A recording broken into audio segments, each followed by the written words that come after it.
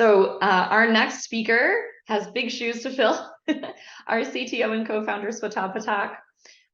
Prior to just a quick introduction for Swetabh, prior to founding Elucidata, he was a founding member at startups in affordable STEM education, and he studied math and computer science at IIT Delhi. In his talk today, he'll be elaborating on the tech stack needed for generative AI. So we're at an inflection point. I feel like everyone here agrees with this, with GenAI. The technology is as promising as it is challenging. To stay on top, scientists and researchers are going to have to combine data, infrastructure, models, and subject matter expertise into a formidable base to actually make the most of these systems. And so while generative AI is incredibly exciting, we have questions still. What does it really take to get these models into production? How can we trust the results? Very relevant to the talk that we just heard. And how does one select the right problem to use these models for? So in this session, Swetabh, I'll hand it over to you. He's going to give us some breakdown of the tools that you needed to get the most of your Gen AI initiatives and get them set up for success. On to you. Thanks, Maya. I hope you can hear me. Yep, loud and clear.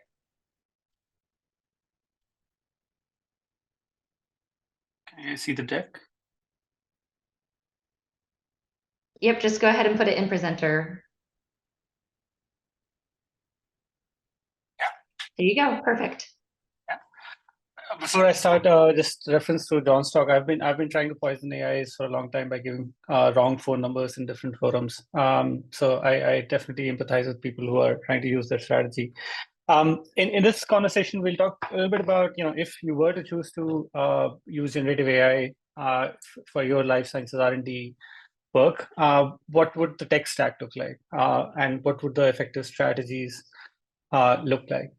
Before we get there, I think one of the concerns that and questions that we hear often from, especially from practitioners in this area, is that just how large are these models and how feasible it is for them to be able to adopt anything similar to, for example, GPT-4.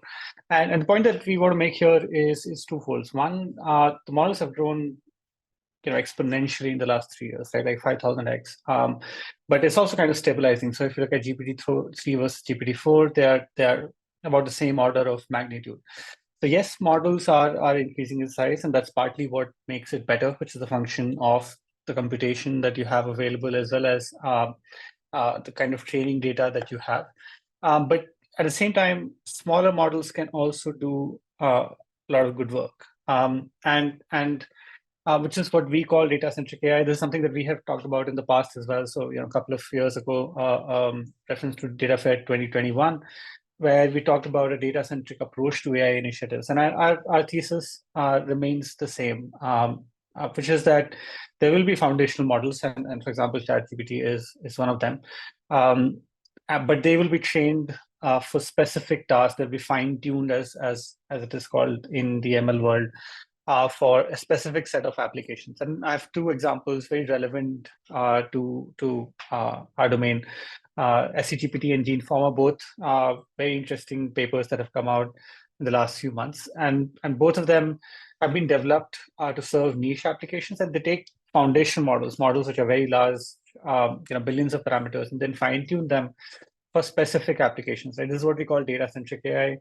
And we believe that this kind of an approach will have disproportional outcome for R&D initiatives. So you take a large model, but you train it for a specific task and get great outcomes. What do you do in order to leverage this strategy? And we have, you could break it down many different ways. We have broken it down into 5 steps, 5 elements, as we're calling it. First is selecting the right use case. Secondly, creating high quality data sets. Getting the architecture right, fine-tuning, and deployment and monitoring. So we'll go through all of them in short in this conversation, because we have just 15 minutes. So we'll hopefully what you will get is sort of the elements of a very overarching successful strategy. So what does it take to select the right use case for your models? And I think John talked about a lot of the challenges of what generative AI can or cannot do, right? But there are a set of problems for which we believe generative AI can reason with a lot of confidence and create value. So these are cases where you have a large corpora of information. Like this is something, that you must be familiar with. That's one of the reasons why ChatGPT is as real as it is, because it has access to billions of documents written, and published on the web over time. We are getting there in terms of biomedical data. Human supervision, we think, is essential. So, as I think most of us know, generative AI hallucinates, right? So you need humans to be in the loop, correct or validate what generative AI is doing. But that piece also that these kind of AI approaches are very good for hypothesis generation. So you can use them to generate new hypotheses. And again, as they're reasoning engines, they can reason and find something new, which you may not be able to, because as humans we are not capable of taking 175 billion data points and keeping it in our head and reasoning on the basis of that. On top of that, we believe that where you can have biological rules framed, that again helps. Like it'll help narrow down so the space of viable results. So even if you look at problems like AlphaFold, they train and on a large set of corpora, 200,000 protein structures in their case, but then they augment it with very clear sort of physical laws. And in situations where you can do that, we think you can constrain what is coming out of the models really well. And lastly, I think explainability may not be absolutely essential. I think that again, is different for a variety of applications. The closer you are to probably working with actual human beings, it's the bar is higher. But a lot of what we do at the R&D stage, you can do fine with just enough explainability. Creating high quality data sets is essential, and that's something that we have been talking about as a company for a long time. I think again, sort of the reference to things like ChatGPT, they have been so successful because they have had large amounts of very high quality data, and that's where a lot of the investment and time goes into creating these kind of initiatives. And as a company, we have seen a lot of interest in creating very high quality data, whether it is processing, whether it's like having the right sort of diversity in the data, and being able to have enough data that you can do training and validation in a robust way. So this is a hugely time-taking stage, but it's vitally important to creating good outcomes. Why does data quality matter? And we have a particular example here, just one example, but it shows that there's almost a linear correlation between the inaccuracy or accuracy of the training labels and the performance of the model that we made. And this is only representative of one particular problem, but I think applies to many different contexts, right? And in a sense, what we are saying is that you want high quality, large amounts of data, right? And there's almost always a trade-off between them. We're not necessarily saying that you want less data. Large amounts of data is good, but you want high quality data, otherwise your outcomes will suffer. And the further downstream that you get, it's harder to see, that you started off with bad data. So things like tools like Poly deliver high quality data at scale, and we also use LLMs to curate data. So it's in some ways we use LLMs to train data that they can be used for LLM like models. But we have really focused on solving this problem and producing very high quality data that you can train on, work on, and then also go back and look at just make sure that the place that you're inferring from is sort of valid. There's an example of how we use LLMs and how tech enables us to do the kind of curation, do the kind of data preparation that we do at scale. On the left, you see, for example, like we use LLMs to be able to identify key variables. On the right, you see how we use tech and this like simple UX as well as some machine learning at the back to accelerate the process of being able to create high quality training data sets that you can train your models on. Once you have high quality data, and at this point, let's say you have the right problem, you have high quality data, you need to be able to define an architecture for generative AI. And again, there's no one architecture for all Gen AI problems, but we are proposing something that we think will work for enough set of problems, right? So I think we've seen a lot of interest in using answer questioning, sort of how we use ChatGPT as a way to be able to talk to data, or be able to access data, or even run models. So that's what you see sort of at the top with answering questions. And then you have LLMs, which can interpret what you as a human being said. Then you have specific tools like domain-specific tools like for cell annotations, for gene signature prediction, or any other problem. These are where I think specifically using a data-centric AI approach to train those models will be very, very effective.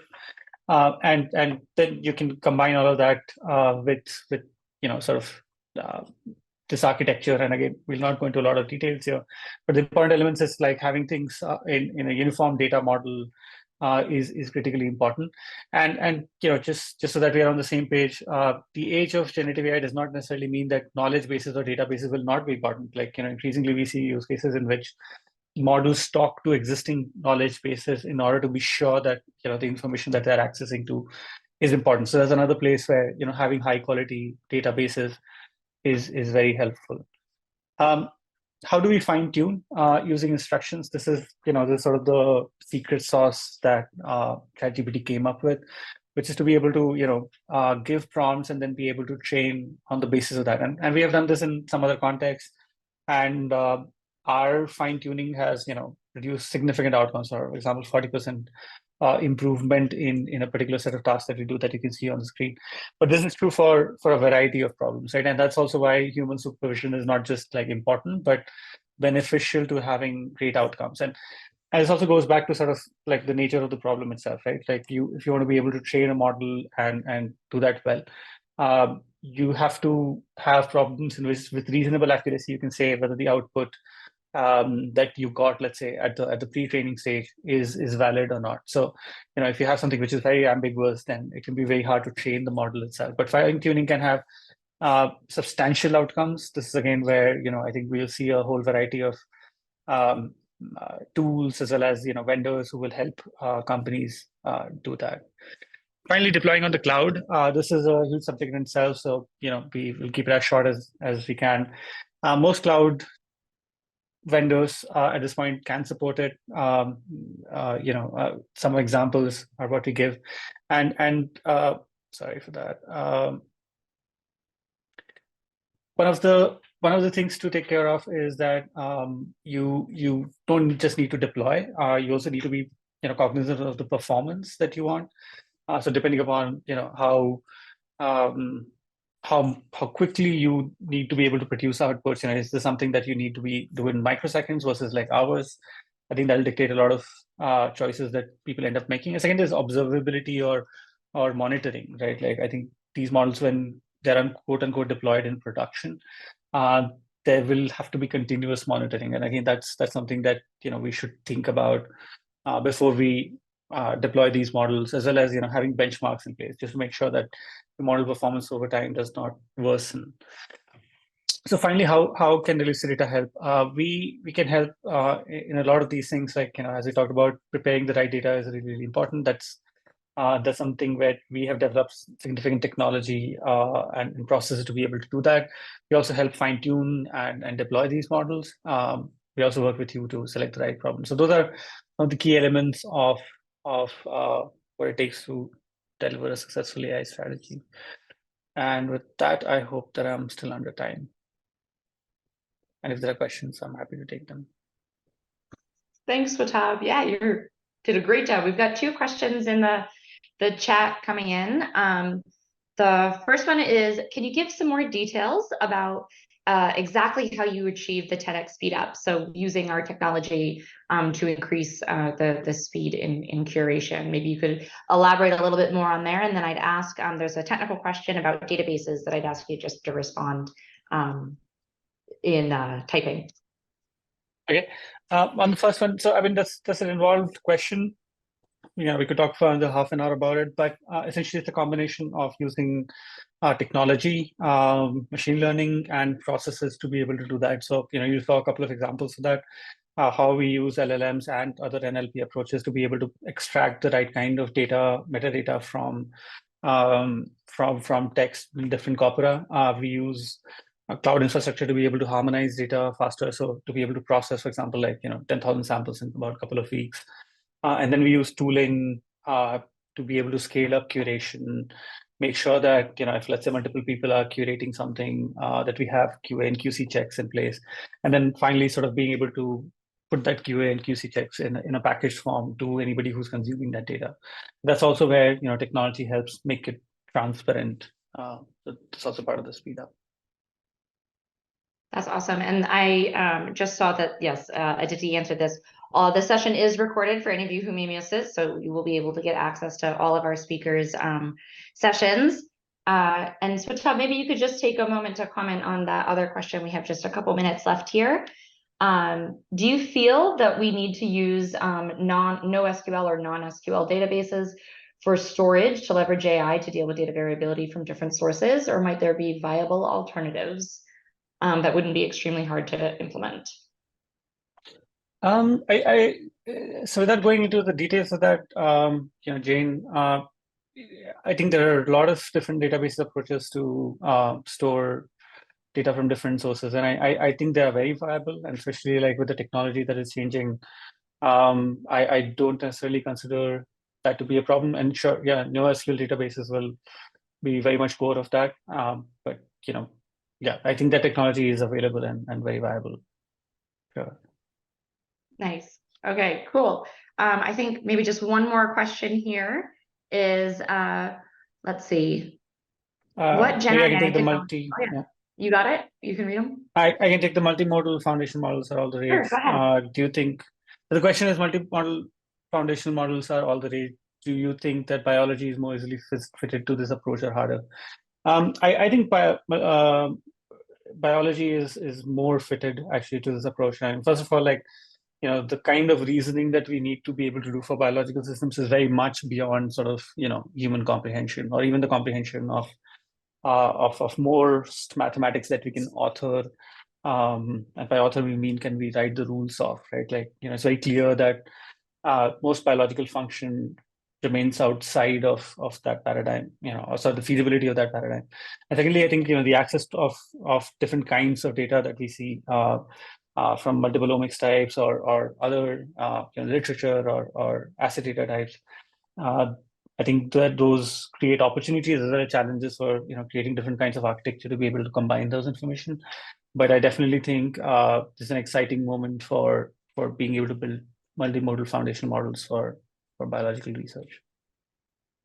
Awesome. Swetabh, thanks so much. I'm just going to ask you to stop sharing. We've got a quick poll before our next speaker. It's going to pop up in the chat, so feel free to respond there. At Elucidato, we actually can help you get your model, your data ready for LLMs, and provide AI-ready data. So if you're interested in learning more, please feel free to respond to that poll that's going to show up. Yep, should have just popped up. And while you're doing that,